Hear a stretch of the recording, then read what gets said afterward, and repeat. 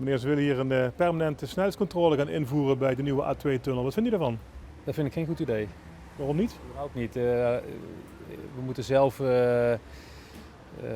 onze snelheid in de gaten houden. Het moet geen politiestaat gaan worden. Nou, ik denk dat het wel goed is, omdat de meeste mensen in de tunnels denken van we rijden even gauw door. Voor mij goed, denk ik. Ja. U houdt zich altijd aan de snelheid. Nee, maar dan weet je wel waar die staat. Ik vind maar onzin. Waarom altijd snelheidscontrole?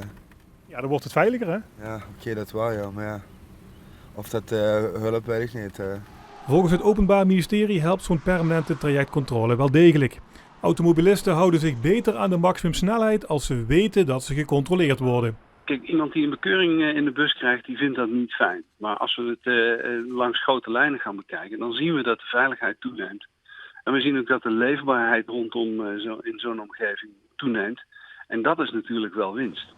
Toch heeft het CDA forse bedenkingen en heeft het de minister en het provinciebestuur om uitleg gevraagd. Met name vanwege het feit dat de tunnel nog niet eens open is. Laat staan dat er is vastgesteld dat er structureel te hard gereden wordt. Welk probleem wordt er nu opgelost? Is er nu een probleem met snelheidsovertreding of niet? En dan lijkt het anders wel dat het gewoon een melkkoe voor Den Haag wordt. En dat is niet de bedoeling. Wij stellen dan ook voor, monitor het gewoon een jaar. En stel dat er echt een probleem is, kun je er alsnog toe overgaan. Maar voor ons is er helemaal geen probleem. En dus het gewoon een melkkoe, moeten we dit niet doen. Feit is dat een trajectcontrole op de A2 bij Utrecht het afgelopen jaar goed was voor 48 miljoen euro aan verkeersboetes. En dat is bijna 1/3 van alle verkeersboetes die landelijk werden uitgedeeld. En juist dat gegeven maakt trajectcontroles niet bepaald populair bij bestuurders. Slecht idee, ja, echt slecht idee.